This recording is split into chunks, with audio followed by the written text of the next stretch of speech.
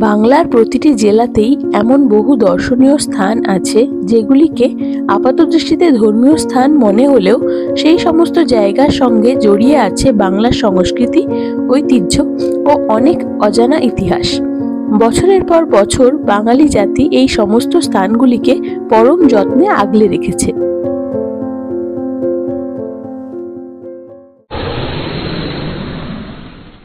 কলকাতার কাছাকাছি এমন অনেকগুলি জায়গা আছে যেগুলি আমরা মনে করলে সকালবেলা বেরিয়ে আবার সন্ধ্যার মধ্যে বাড়ি ফিরে আসতে পারি। আজ আমরা আপনাদের ঘুরে দেখাবো এমনই কয়েকটি জায়গা যেগুলি আমরা একদিনে খুব সহজেই ঘুরে নিতে পারি।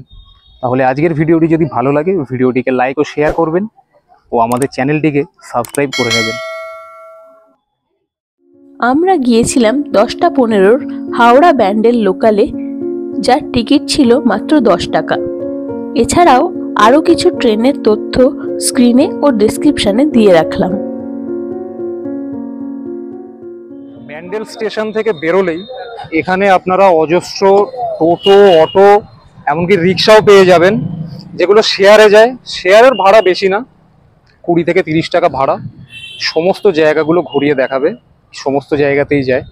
কিন্তু শেয়ার গাড়ির যেটা সমস্যা সেটা হলো গাড়ি যতক্ষণ না ভর্তি হচ্ছে, মানে টোটোতে 4 জন বা 6 জন, অটোতেও তাই, 4 থেকে 6 জন হলে তারপরে কিন্তু তারা গাড়ি ছাড়বে। সেই জন্য হাতে যদি অনেকটা সময় থাকে এই এতগুলো জায়গা দেখার, তবেই কিন্তু শেয়ার গাড়িতে যাওয়াটা ঠিক হবে। আমরা শেয়ার গাড়িতে যাচ্ছি না, আমরা এখান থেকে অটো রিজার্ভ করছি। তো অটোর ভাড়া আমাদের 400 টাকা পড়েছে। আমাদের 3টে স্পট ঘুরে দেখাবে। প্রথম ব্যান্ডেল চার্চ, এবং ব্যান্ডেল চার্চ যাওয়ার পথে হংসেশ্বরী মন্দির, এবং সর্বশেষে ইমামবাড়া। তো এই 3টে জায়গা ঘুরিয়ে দেখাবে, 400 টাকা আমাদের নেবে। এবং তারপরে অন্যান্য জায়গাগুলো আমরা, টোটো আছে, টোটো বা অটোও আছে, সেইগুলোর সঙ্গে নিয়ে আমরা ঘুরবো। তার ভাড়া কত সেগুলো আমরা ভিডিওতে আগে জানাচ্ছি। অটো ড্রাইভারের ব্যবহার খুব ভালো ছিল। আপনারা চাইলে ওনার সাথে যোগাযোগ করতে পারেন। ওনার ফোন নাম্বারটা আমরা স্ক্রিনের মধ্যে দিয়ে রাখলাম। আমাদের প্রথম গন্তব্য ছিল হুগলি জেলার বাঁশবেড়িয়ার অন্তর্গত হংসেশ্বরী মন্দির। মন্দিরের প্রধান দেবী হলেন দেবী হংসেশ্বরী, যা হিন্দু পুরাণে আদি পরশক্তি বা দক্ষিণা কালীর একটি রূপ। এই মন্দিরে প্রত্যহ দুপুর 1টায় মায়ের পূজা হয় এবং ভোগেরও ব্যবস্থা রয়েছে। মূল মন্দিরটি ছাড়াও এখানে একটি অনন্ত বসুদেব মন্দির ও শনভাবা কালী মন্দিরও রয়েছে। এই মন্দিরটি নির্মাণ করেছিলেন রাজা নৃসিংহদেব রায়। সময় লেগেছিল প্রায় 15 বছর। মন্দিরটিতে 13টি মিনার বা রত্ন রয়েছে, যা পদ্ম ফুলের কুঁড়ির মতো দেখতে। এই মন্দিরটি আর্কিওলজিক্যাল সার্ভে অফ ইন্ডিয়ার একটি মনুমেন্ট।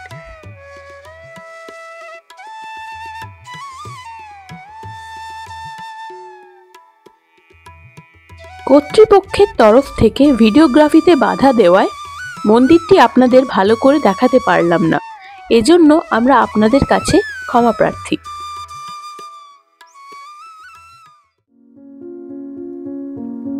হংসেশ্বরী মন্দির দর্শনের পর আমরা বেরিয়ে পড়েছিলাম হুগলি তথা পশ্চিমবঙ্গের প্রাচীনতম গির্জা ব্যান্ডেল চার্চের উদ্দেশ্যে।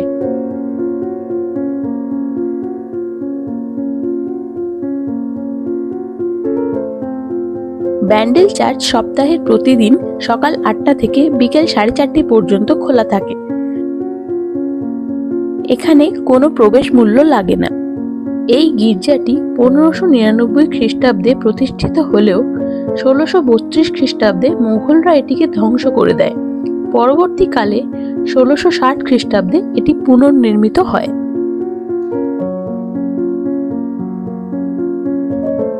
পুরাতন গেট ও প্রকৃত গির্জার কিছু অংশ এখনো গির্জার পূর্ব অংশে রয়েছে। আপনি এই গির্জায় প্রার্থনার মাধ্যমে একটি শান্তিপূর্ণ দিন উপভোগ করতে পারেন। এই গির্জার ভিতরের বাগানটি ফুল গাছ ও বড় বড় গাছে ভরা। এই বাগানটিতে প্রচুর বসার জায়গা রয়েছে। আপনি চাইলে বাগানটিতে বসেও কিছুটা সময় কাটাতে পারেন।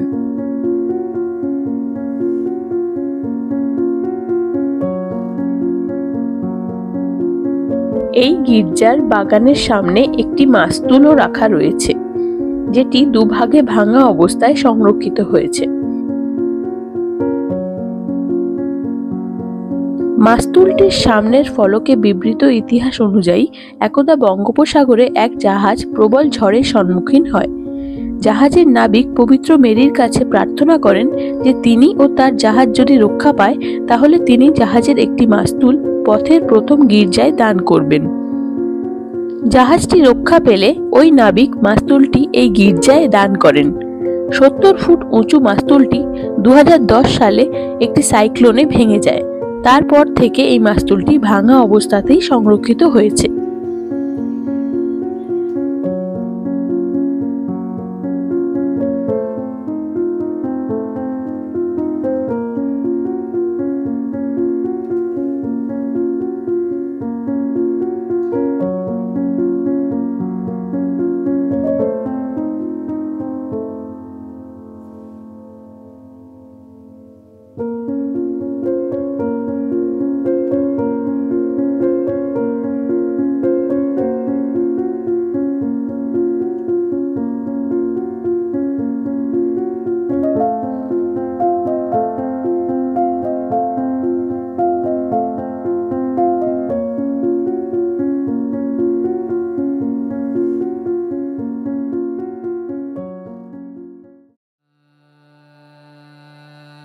তৃতীয় গন্তব্য হিসেবে আমরা বেছে নিয়েছিলাম হুগলির আরও একটি ধর্মীয় তথা দর্শনীয় স্থান ইমামবাড়া।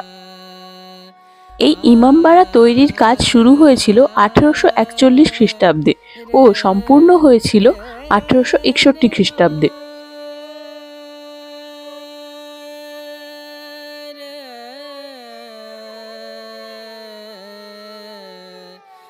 এটি একটি দোতলা ইমারত। এর একদিকে দুটি ক্লক টাওয়ার রয়েছে। এই ইমামবাড়ার দেওয়ালে পবিত্র কোরআনের বাণী খোদাই করা রয়েছে। ভিতরের দেওয়ালে রয়েছে মার্বেলের কাজ। নানান রকম ঝুলন্ত লণ্ঠন দিয়ে সাজানো রয়েছে দীর্ঘ বারান্দাগুলি।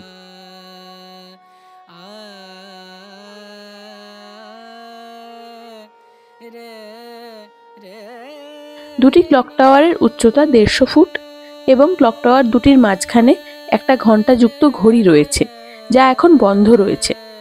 ক্লক টাওয়ার দুটিতে পুরুষ ও মহিলাদের জন্য আলাদা আলাদা সিঁড়ি রয়েছে।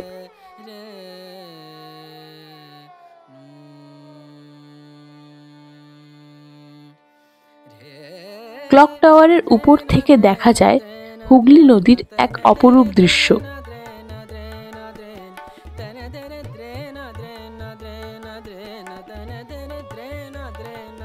এছাড়াও এই ইমামবাড়ায় একটি বিশেষ আকর্ষণ হলো এর সূর্য ঘড়িটি।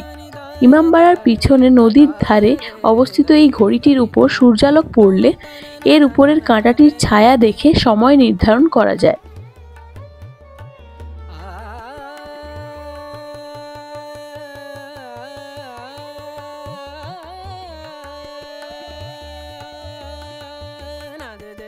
হুগলি ইমামবাড়া প্রতিদিন সকাল 8টা থেকে বিকেল 5টা পর্যন্ত সাধারণ মানুষের জন্য খোলা থাকে। এখানে টিকিটের মূল্য 20 টাকা প্রতিজন।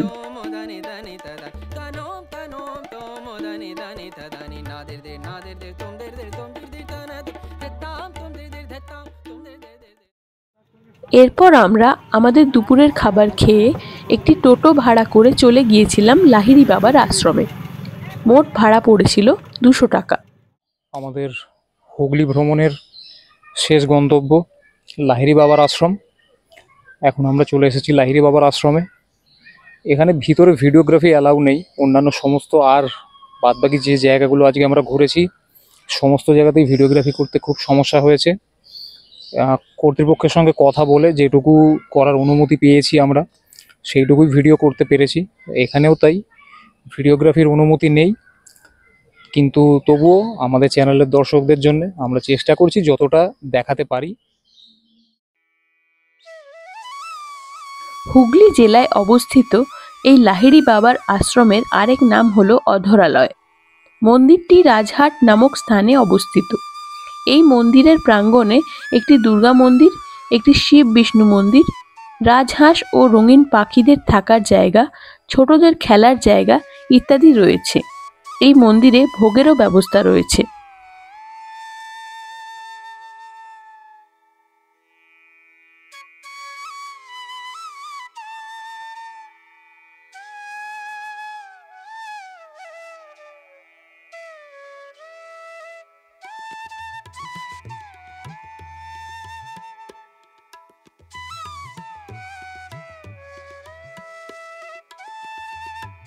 এই মন্দির প্রতিদিন সকাল 10টা থেকে দুপুর 12টা পর্যন্ত খোলা থাকে।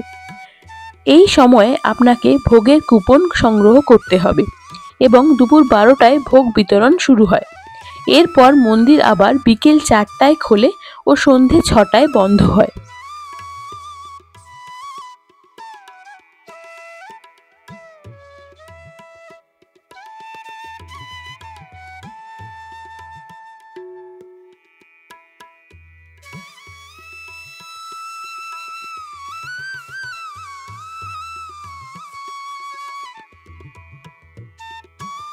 এই আশ্রমের মূল মন্দিরে প্রবেশের জন্য জুতো খুলে প্রবেশ করতে হয় ও মহিলাদের মাথায় ওড়না বা রুমাল দিয়ে ঢাকা দিতে হয়।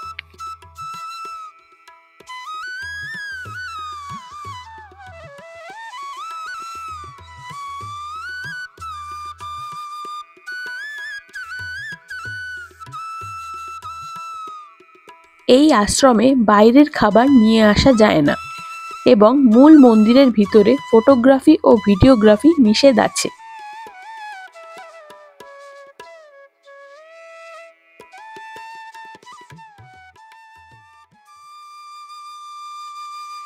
মন্দিরটির সামনের জলাশয়ে মাছ ও কচ্ছপ রয়েছে। জলাশয়টিতে পদ্মফুল চাষ করা হয়েছে।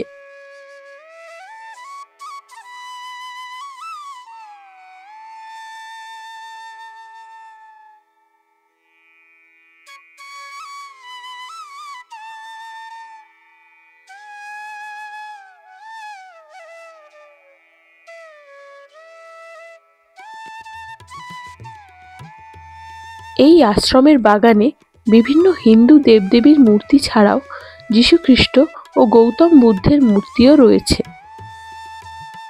এই মন্দিরে প্রবেশের জন্য কোনো টিকিট লাগে না, সম্পূর্ণ বিনামূল্যে মন্দিরটি ঘোরা যায়।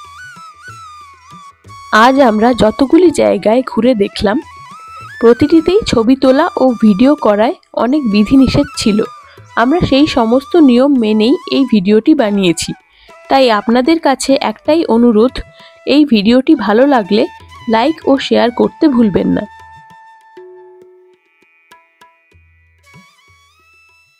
আমাদের আজকের হুগলি সফর বা বিশেষ করে বলা যেতে পারে ব্যান্ডেল সফর এই পর্যন্তই। ভিডিও সংক্রান্ত যদি কোনো প্রশ্ন থাকে ভিডিওতে কমেন্টের মাধ্যমে অবশ্যই জানাবেন।